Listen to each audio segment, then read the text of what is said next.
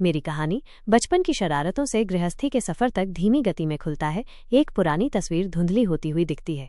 एक छोटा सा पारंपरिक घर, आंगन में बच्चे खेलते हुए। धूप सुनहरी है और हवा में फूलों की हल्की खुशबू तैर रही है। फिर फोकस एक प्यारी सी गोल मटोल बच्ची पर आता है, जिसकी आंखें शरारत से भरी हैं, मानो अभी कोई नया धमाका करने की सोच रही हो। उसके छोटे छोटे हाथों में मिट्टी लगी है और उसके फ्रॉक पर धूल के धब्बे हैं, जो उसकी बेफिक्री और आज़ादी की कहानी कह रहे हैं। आवाज़ नरम और आत्मीय, ये मेरी कहानी है। एक ऐसे घर में जन्म लेने की कहानी जहाँ प्यार की कोई कमी नहीं थी। ईंट और मिट्टी से बना एक मध्यम वर्गीय परिवार का आशियाना अपनी छोटी छोटी खुशियों और ज़रूरतों में सिमटा हुआ। सुबह की चाय की गर्माहट, शाम की आरती की मधुर ध्वनि और रात में दादी माँ की कहानियों की मिठास, यही मेरी दुनिया थी। और उस घर में मैं पहली बेटी, बच्ची को गोद में लिए हुए माँ बाप की स्नेह भरी तस्वीर। माँ की आंखों में वात्सल्य का सागर लहरा रहा है और पिता के चेहरे पर अपनी पहली संतान के आने की खुशी स्पष्ट झलक रही है। फिर दादा दादी और अन्य रिश्तेदारों के साथ हंसती हुई बच्ची की कई तस्वीरें तेजी से पर्दे पर आती हैं। पहली संतान, और वो भी बेटी।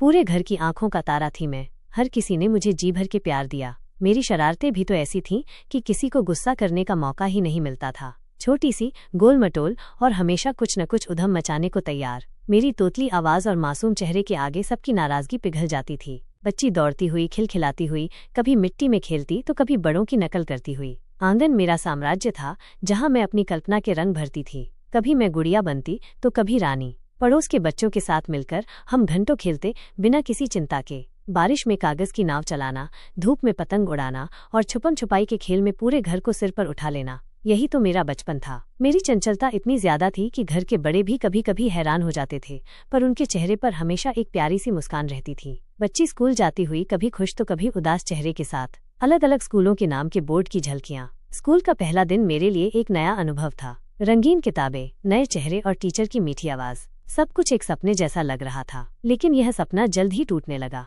मेरी एक बुरी आदत थी, अगर किसी टीचर ने मुझे जरा भी डांट दिया या मेरी किसी बात पर नाराजगी जताई तो बस मेरा स्कूल जाना बंद। छोटी सी बात पर मेरा नाजुक दिल टूट जाता था और मैं गुमसुम होकर घर आकर बैठ जाती थी, मानो दुनिया ही उजड़ गई हो। बच्ची अपनी माँ से स्कूल न जाने की जिद करती हुई। माँ उसे प्यार से समझाती, सहलाती और फिर किसी तरह मनाकर स्कूल भेजती। लेकिन अगले ही दिन वही कहानी दोहराई जाती। मेरे माता पिता भी मेरी इस आदत से परेशान हो गए थे। उन्होंने कितने स्कूल बदले, इसकी गिनती भी मुझे याद नहीं। हर बार यही उम्मीद कि शायद इस नए स्कूल का शांत और खुशनुमा माहौल मेरे कोमल मन को भा जाए। लेकिन मेरी मासूमियत और थोड़ी सी जिद्दी आदत के आगे सबकी कोशिशें नाकाम हो जाती थीं। हर नए स्कूल में पहले कुछ दिन तो सब ठीक चलता, लेकिन फिर वही डर और उदासी मुझे घेर लेती और मैं स्कूल जाने से कतराने लगती। फिर आखिरकार मेरा दाखिला एक बड़े स्कूल में हुआ, जो हमारे घर से थोड़ा दूर था। शायद मेरे माता पिता ने सोचा होगा कि बड़े स्कूल का सख्त अनुशासन और अलग तरह का माहौल मुझ पर कुछ सकारात्मक प्रभाव डालेगा। मैं उस समय पहली कक्षा की छात्रा थी, लेकिन मेरी स्कूल बदलने की ये तीसरी या चौथी कोशिश थी।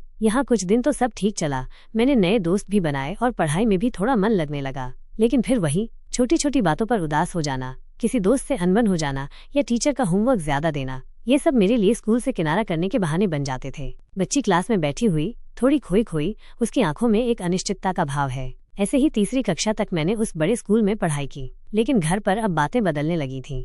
सब कहने लगे थे कि मैं बड़ी हो गई हूँ और अभी तक तीसरी में ही हूँ। रिश्तेदारों और पड़ोसियों के बीच भी मेरी पढ़ाई को लेकर चर्चा होने लगी थी। शायद उन्हें मेरी भविष्य की चिंता होने लगी थी।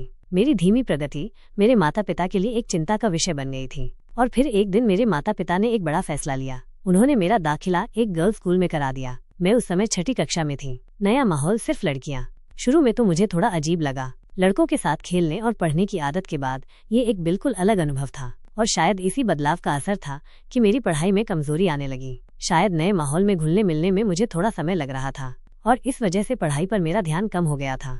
अब वो शरारती और चंचल बच्ची पढ़ाई में पिछड़ने लगी थी। मुझे कुछ समझ में नहीं आता था। क्लास में टीचर क्या पढ़ा रहे हैं मेरे सिर के ऊपर से जाता था। सवालों के जवाब नहीं आते थे और मैं क्लास में गुमसुम बैठी रहती थी। डर लगता था, शर्म आती थी कि मैं बाकी बच्चों की तरह तेज नहीं हूँ। लेकिन मेरे माता पिता ने हार नहीं मानी। उन्होंने मेरी मुश्किल को समझा और मेरे लिए ट्यूशन लगवाया।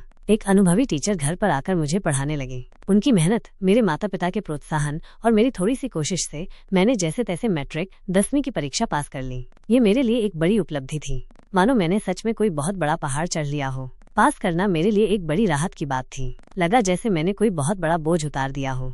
और फिर पढ़ाई में भले ही मेरी रफ्तार धीमी रही हो, लेकिन मैंने कभी हार नहीं मानी। और फिर मेरी जिंदगी में एक नया मोड़ आया। जब मैं 9वीं कक्षा में पढ़ रही थी, मेरी शादी हो गई। यह उस समय की बात है जब हमारे समाज में लड़कियों की शादी कम उम्र में होना आम बात थी। पढ़ाई और शादी दोनों साथ साथ चल रहे थे। मैंने 10वीं की परीक्षा भी शादी के बाद ही दी। यह एक मुश्किल समय था। पढ़ाई और नई पारिवारिक जिम्मेदारियों को एक साथ निभाना आसान नहीं था, लेकिन मैंने हिम्मत नहीं हारी। मेरा द्विरागमन हुआ, मतलब शादी के कुछ समय बाद मैं अपने ससुराल चली गई। एक नया घर, नए लोग, नई रीति रिवाज, नई जिम्मेदारियां, सब कुछ मेरे लिए नया और थोड़ा डरावना भी था।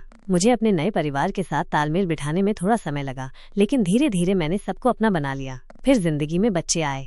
माँ बनना एक ऐसा अनुभव था जिसने मेरी पूरी दुनिया बदल दी। मेरी सारी प्राथमिकताएं बदल गईं। अपने बच्चों की परवरिश, उनके छोटे छोटे कदमों को देखना, उनकी पहली मुस्कान, उनकी किलकारियाँ, यही मेरी दुनिया बन गई। घर की देखभाल, बच्चों की जरूरतों का ध्यान रखना, इन सब में मेरा पूरा दिन निकल जाता था। मेरी अपनी इच्छाएं और सपने कहीं पीछे छूट गए थे। अपने बच्चों को पढ़ाती हुई, उनके साथ हंसती हुई, एक शांत और संतुष्ट महिला का चेहरा, वो शरारती लड़की, स्कूलों के बदलते सफर, पढ़ाई में आई मुश्किलें, फिर शादी और बच्चों की जिम्मेदारी, ये मेरी जिंदगी का सफर रहा है।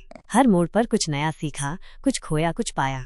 और इस पूरे सफर में मेरे पति हमेशा मेरे साथ खड़े रहे। उन्होंने मेरी भावनाओं को समझा और हमेशा मेरा साथ दिया। मैंने अपने हस्बैंड से बोली कि मुझे आगे और पढ़ना है। मेरे हस्बैंड ने मेरी बातों को समझ और उनका सपोर्ट बना रहा। आज मैं जो कुछ भी कर पाई उन्हीं के वजह से। ऐसे हस्बैंड SBHI लड़की को मिले, सपोर्टिव, मुझे किसी भी चीज की कमी ना होने दिया। मेरे सोचने से पहले वे चीज मिल जाते हैं। उनकी प्रेरणा और सहयोग के बिना शायद मैं आज यहाँ तक नहीं पहुँच पाती। उन्होंने कभी भी मेरी पढ़ाई को बोझ नहीं समझा, बल्कि हमेशा मुझे आगे बढ़ने के लिए प्रोत्साहित किया। मेरी हर जरूरत का उन्होंने ध्यान रखा, बिना कहे ही मेरी इच्छाएं पूरी कर दी। आज जब मैं पीछे मुड़कर देखती हूँ तो अपनी जिंदगी की इस यात्रा पर एक संतोष का भाव महसूस होता है। उतार चढ़ाव तो बहुत आए, मुश्किलें भी कम नहीं थीं, लेकिन हर चुनौती ने मुझे और मजबूत बनाया। ये मेरी कहानी है, एक आम लड़की की कहानी जो प्यार और मुश्किलों के बीच अपनी राह बनाती चली गई। और इस राह में मेरे जीवन साथी का साथ हमेशा मेरे लिए एक मजबूत सहारा बना रहा।